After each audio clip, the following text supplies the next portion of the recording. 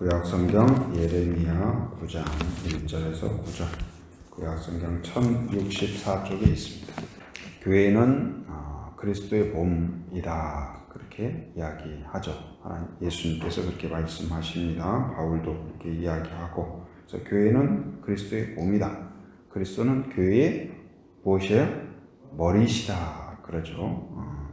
그래서 몸이라는 것은 이제 하나로 연결된 공동체다, 그렇게 말할 수 있습니다. 그런데 교회는 어떤 공동체냐? 바로 십자가 공동체다. 십자가 공동체다. 예수 안에서 부름받은 성도들의 모임이 교회죠.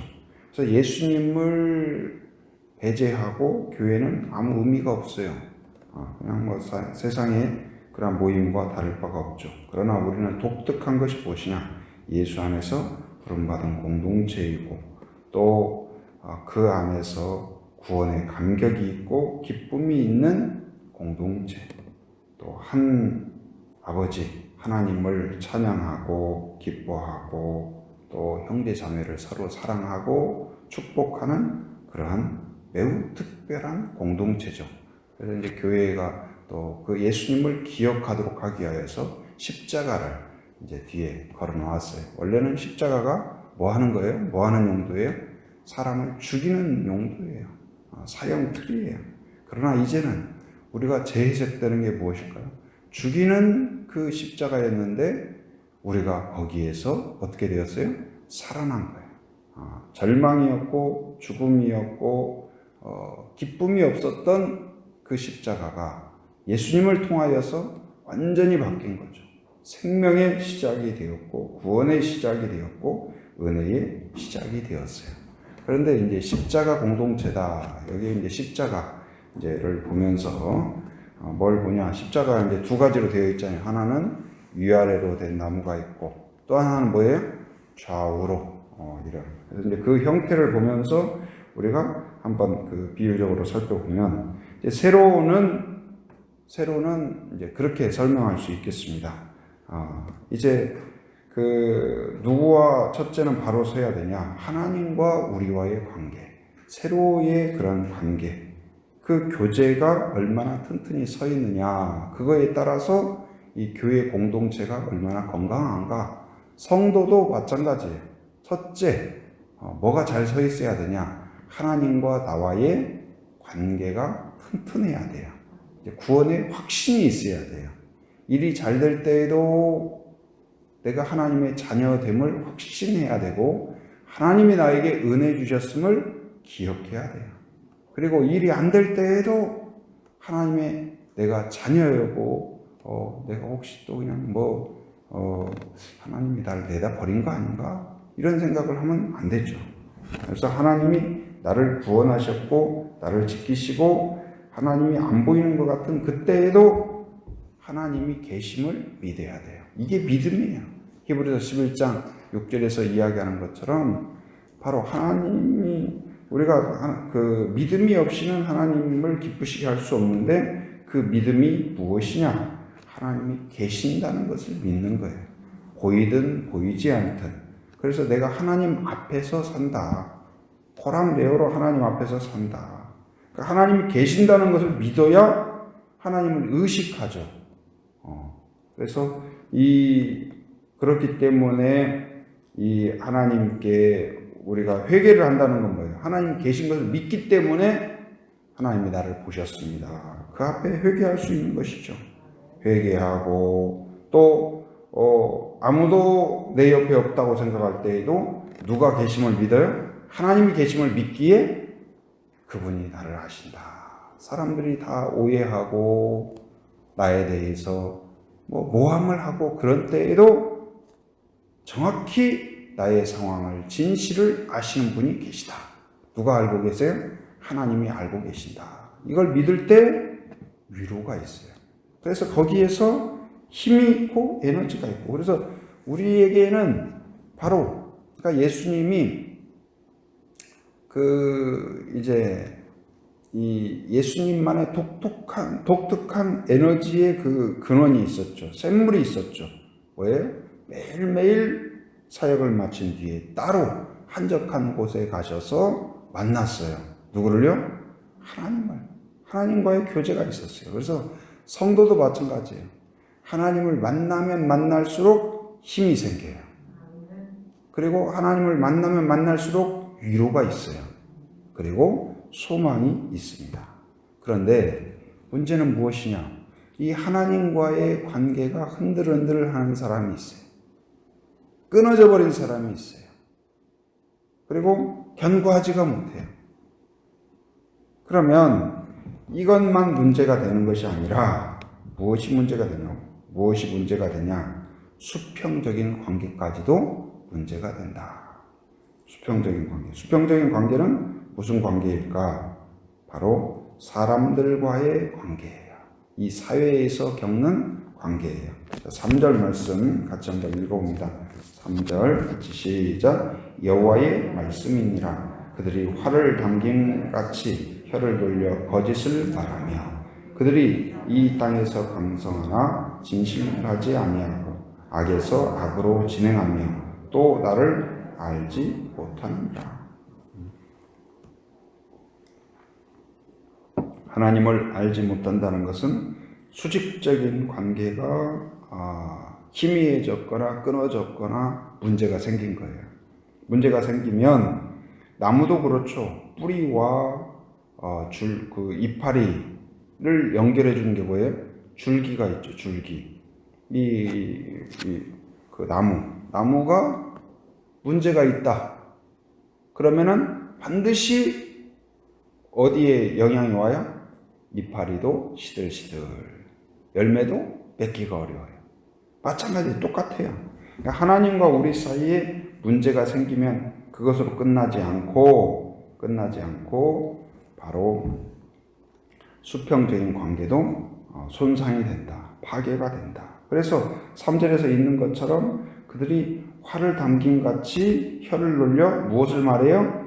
거짓을 말한다. 사회가 진실하지 못하고 정직하지 못해요. 그러니까 하나님 앞에서 우리가 정직하지 못하면 하나님 앞에서 하나님이 계시다는 것을 믿어야 그 관계가 든든해야 우리가 회개할 수가 있어요. 정직할 수가 있어요. 그러니까 하나님 앞에서 정직한 사회가 되어야 사람들과의 정직한 사회가 돼요. 정직한 사회. 그래서 우리가 하나님 앞에서 정직하고 그 관계가 든든할 때 어떻게 나타나냐? 찬양과 감사가 나와요. 하나님 감사합니다. 하나님을 보이니까, 하나님을 인식하니까, 하나님을 만나니까 찬양과 감사가 있어요. 이것은 일이 잘 되고 안 되고 하고 그것을 초월해요. 그래서 어떤 상황에서든지 찬양과 감사가 있어요. 그리고 예배는 어떨까요? 신령과 진정으로 예배를 드리죠. 그러나 하나님과의 수직적인 관계가 파괴가 되면 어떻게 될까요? 하나님에 대해서 여기에 보니까 나를 알지 못하느니라. 하나님에 대해서 무관심합니다. 그리고 우상숭배에 오히려 빠져요. 우상숭배에 빠지고 예배는 신령과 진정이 아니라 진정성이 없는 예배가 돼요. 그래서 사회가 이제 이스라엘 사회가 지금 이런 사회가 된 거예요. 그러니까 이런 사회가 되니까 하나님 앞에서 하나님에 대해서 무관심하고 우상숭배하고 예배는 의미도 없고 가치도 없고 그런 예배가 되었어요. 하나님과의 관계가 손상되었어요. 그랬더니 어떤 사회가 되냐? 바로 사람들과의 관계도 손상되고 파괴가 돼요. 그래서 이제 거기서 비유를 할 때 무엇과 무엇을 비유했냐? 활과 혀를 비유해요. 3절에 보니까 활을 이야기하는 활을 담김 같이 그들의 혀를 놀려 거짓을 말한다. 활을 당긴다는 것은 지금 뭘 쏘는 거예요? 뭘 쏘아요? 활을 이렇게 당기는 것은 매우 위험스럽죠. 누가 여러분 앞에서 누가 활을 이렇게 당기고 있다. 걱정 없어. 쏴봐. 그러겠어요? 얼마나 불안해 보여요. 근데 활에서는 뭐가 나가요? 화살이 나가죠. 화살은 상처를 주거나 죽게 할 수가 있죠. 치료하고 회복하는 게 아니고 죽음을 가져오거나 상처를 주거나 위협을 주거나 불안하게 하거나 그렇죠. 마찬가지로 지금 혀에서는 뭐가 나가요? 활에서 화살이 나가듯이 혀에서 뭐가 나가요? 말이 나가죠.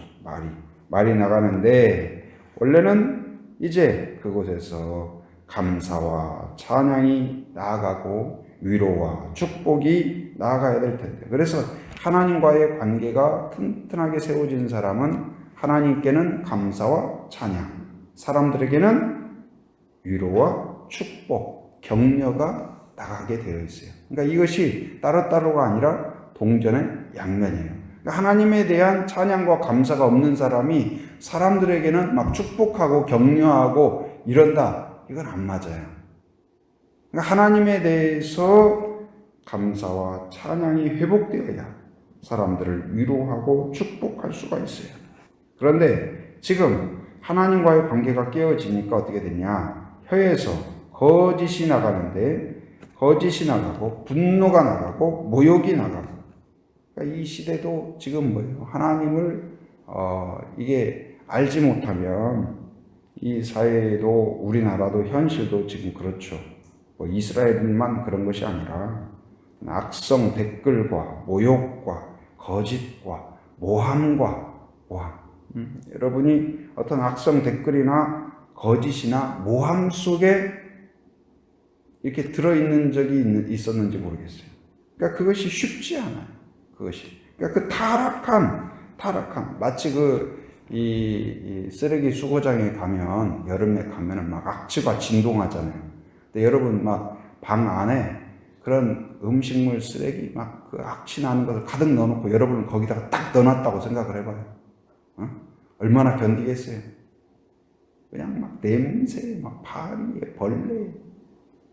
그러니까 이 지금 타락한 그 사회가 그런 거예요. 이게 어디 하나 그냥 막 지저분하고, 그러니까 말과 모든 것이 막 공격하고 모욕하고 거짓하고 진실이 없어요. 정직이 없어요. 근데 거기에 이 땅에서 강성하다. 뭐가 강성해요? 거짓이 강성해요. 이 밭에, 원래는 밭이라는 것은 뭘 키워야 돼요? 곡식을 키워야죠. 곡식을. 그런데 곡식은 없고 뭐만 막 자라요? 막 잡초가 막 키보다 더 큰 거예요. 그러니까 집도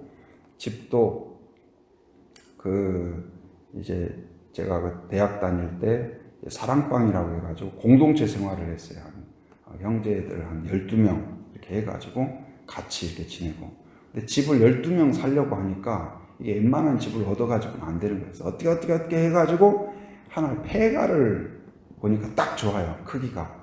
그래서 딱 가보니까 이거 장난이 아니에요. 이게 오랫동안 비어나가지고. 그래서 집은 괜찮은데 마당에 잡초가 막 이만한 거예요. 그래도 이제 형제들이 있으니까 다 동원해가지고 작업을 하자. 그래가지고 풀 다 뽑고 막 정돈하고 막 다 정돈하니까 그래도 그럴싸하게 됐어요. 그래가지고 이제 예배 드리고.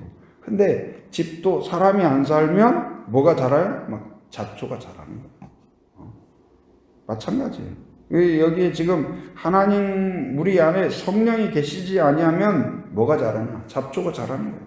거짓이 자라는 거예요. 지금 사회 전체가 그렇게 된 것이죠. 그냥 거짓과 악행이 그냥 1등이에요, 1등.